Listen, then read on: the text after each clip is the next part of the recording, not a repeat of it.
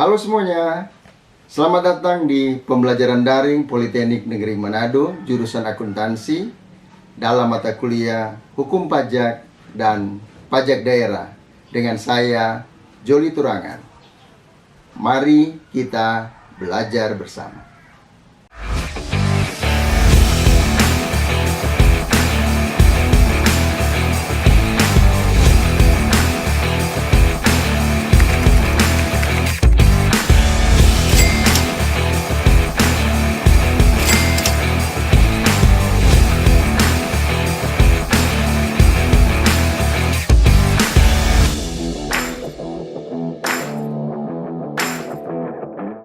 Salam sehat, salam sejahtera bagi kita semua. Saudara-saudara yang saya kasihi, tibalah saatnya kita pada topik yang ketiga, yaitu ketentuan umum dan tata cara perpajakan. Adapun topik ini memiliki subtopik sebagai berikut. Pertama, dasar hukum. Kedua, tahun pajak. Ketiga, nomor pokok wajib pajak. 4, pengukuhan pengusaha kena pajak. 5, surat pemberitahuan. 6, surat setoran pajak dan pembayaran pajak. 7, surat ketetapan pajak. 8, keberatan dan banding. 9, pembetulan, pengurangan, penghapusan atau pembatalan.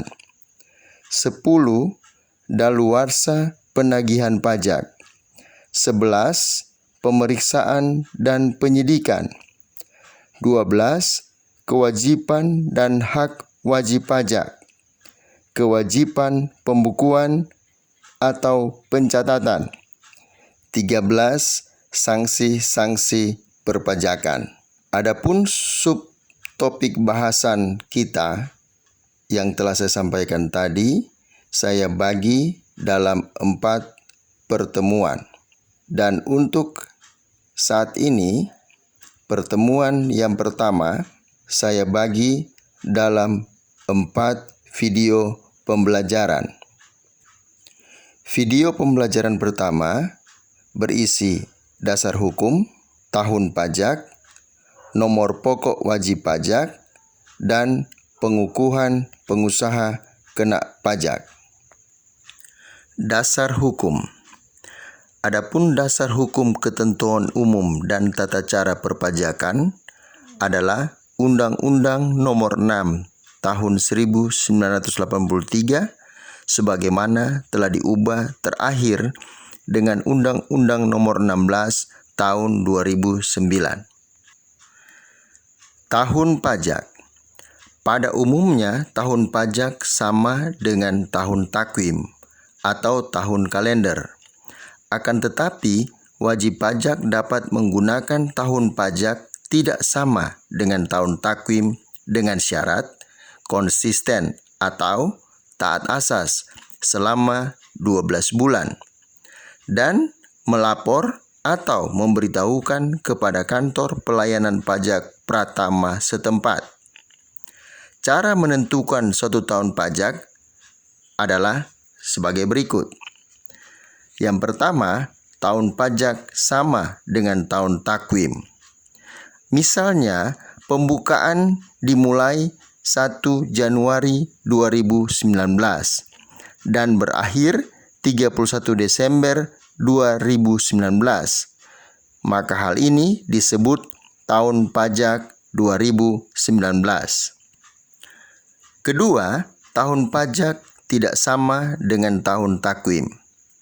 Misalnya, pembukaan dimulai 1 Juli 2019 dan berakhir 30 Juni 2020 disebut tahun pajak 2019.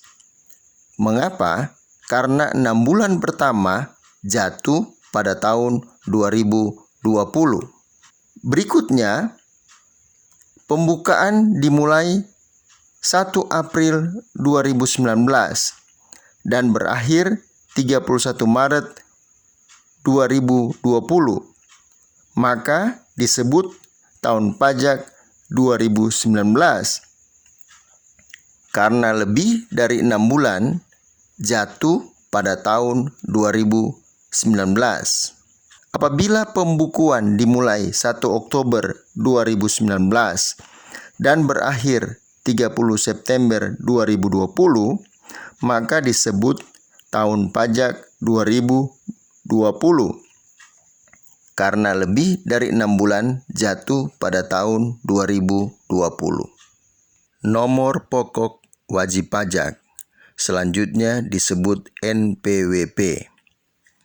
Pengertian NPWP adalah nomor yang diberikan kepada wajib pajak sebagai sarana dalam administrasi perpajakan yang dipergunakan sebagai tanda pengenal diri atau identitas wajib pajak dalam melaksanakan hak dan kewajiban perpajakannya. Berdasarkan pengertian di atas, didapatkan fungsi NPWP. Pertama, sebagai tanda pengenal diri atau identitas wajib pajak. Fungsi yang kedua adalah untuk menjaga ketertiban dalam pembayaran pajak dan dalam pengawasan administrasi perpajakan. Pendaftaran NPWP. Setiap wajib pajak yang telah memenuhi persyaratan subjektif dan objektif sesuai dengan ketentuan peraturan perundang-undangan di bidang perpajakan, wajib mendaftarkan diri pada kantor Direktorat Jenderal Pajak yang wilayah kerjanya meliputi tempat tinggal atau tempat kedudukan wajib pajak, dan kepada wajib pajak diberikan nomor pokok wajib pajak. Yang dimaksud persyaratan subjektif adalah persyaratan yang sesuai dengan ketentuan mengenai subjek pajak dalam Undang-Undang Pajak Penghasilan tahun 1984 dan perubahannya. Sedangkan persyaratan objektif adalah persyaratan bagi subjek pajak yang menerima atau memperoleh penghasilan atau diwajibkan untuk melakukan pemotongan atau pemungutan sesuai dengan ketentuan Undang-Undang Pajak Penghasilan tahun 1984 dan perubahannya. Kewajiban mendaftarkan diri tersebut berlaku pula terhadap wanita kawin yang dikenai pajak secara terpisah karena hidup terpisah berdasarkan keputusan hukum atau dikehendaki secara tertulis berdasarkan perjanjian pemisahan penghasilan dan harta.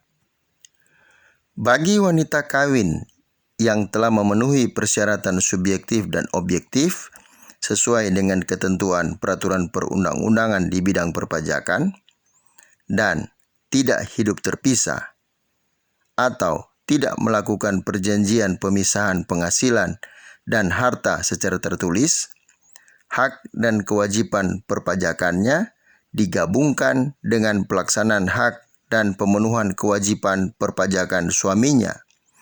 Tetapi apabila ingin melaksanakan hak dan memenuhi kewajiban perpajakan terpisah dari hak dan kewajiban perpajakan suami, maka ia harus mendaftarkan diri untuk memperoleh nomor pokok wajib pajak. Yang berikutnya, warisan yang belum terbagi. Sebagai satu kesatuan, menggantikan yang berhak dalam kedudukannya sebagai subjek pajak menggunakan nomor pokok wajib pajak dari orang pribadi yang meninggalkan warisan tersebut dan dapat diwakili oleh salah satu orang ahli waris, pelaksana wasiat, atau pihak yang mengurus harta peninggalan. Direktur Jenderal Pajak dapat menerbitkan nomor pokok wajib pajak secara jabatan apabila wajib pajak yang memenuhi persyaratan subjektif dan objektif tidak mendaftarkan diri untuk mendapatkan NPWP. kewajiban perpajakan bagi wajib pajak yang diterbitkan nomor pokok wajib pajak secara jabatan dimulai sejak saat wajib pajak memenuhi persyaratan subjektif dan objektif sesuai dengan ketentuan perundang-undangan perpajakan paling lama 5 tahun sebelum diterbitkannya nomor pokok wajib pajak.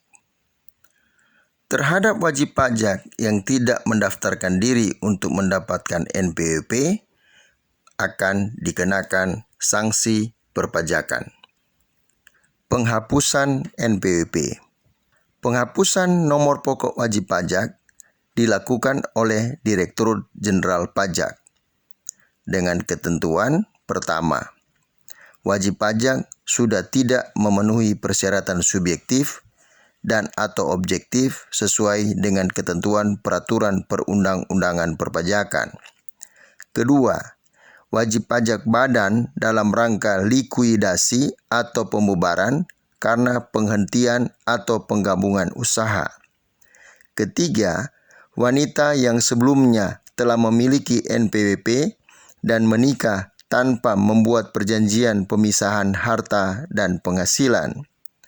Keempat, wajib pajak bentuk usaha tetap menghentikan kegiatan usahanya di Indonesia atau dianggap perlu oleh Direktur Jenderal Pajak untuk menghapuskan nomor pokok wajib pajak dari wajib pajak yang sudah tidak memenuhi persyaratan subjektif dan atau objektif sesuai dengan ketentuan peraturan perundang-undangan perpajakan. Hal ini adalah yang kelima. Format NPWP. NPWP terdiri dari 15 digit, yaitu 9 digit pertama merupakan kode wajib pajak dan 6 digit berikutnya merupakan kode administrasi perpajakan. Formatnya sebagaimana di dalam gambar. Sekarang tentang pengukuhan pengusaha kena pajak. Pengusaha kena pajak atau disingkat PKP adalah pengusaha yang melakukan penyerahan barang kena pajak dan atau penyerahan jasa kena pajak yang dikenai pajak berdasarkan Undang-Undang Pajak Pertambahan Nilai tahun 1984 dan perubahannya.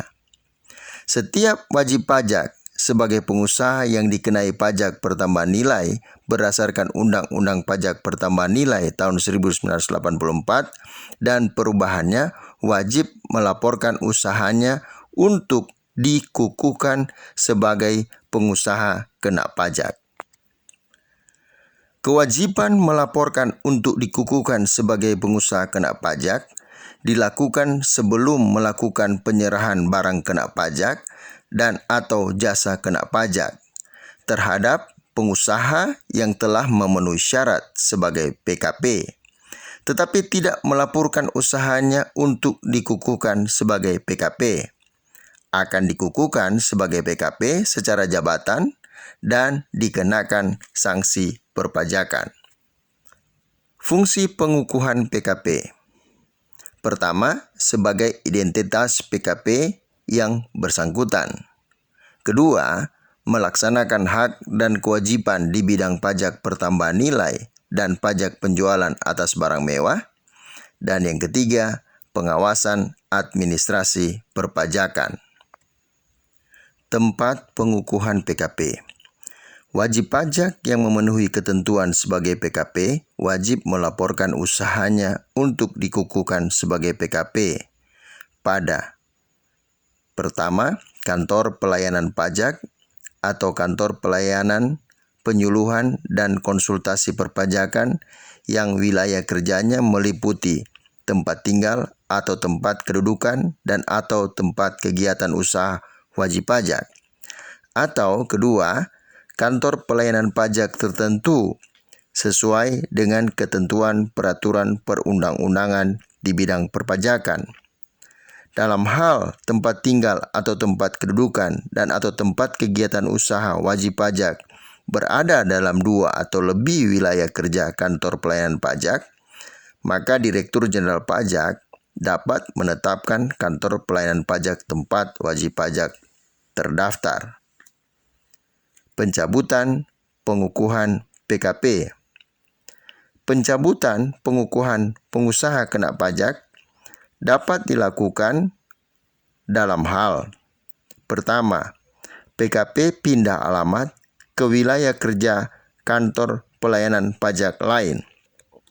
Kedua, sudah tidak memenuhi persyaratan sebagai PKP, termasuk PKP yang jumlah peredaran dan atau penerimaan bruto untuk suatu tahun buku tidak melebihi batas jumlah peredaran dan atau penerimaan bruto untuk pengusaha kecil. Ketiga, PKP telah dipusatkan tempat terutangnya pajak pertambahan nilai di tempat lain. Dan atau yang keempat, PKP menyalahgunakan pengukuhan PKP. Terima kasih atas perhatiannya.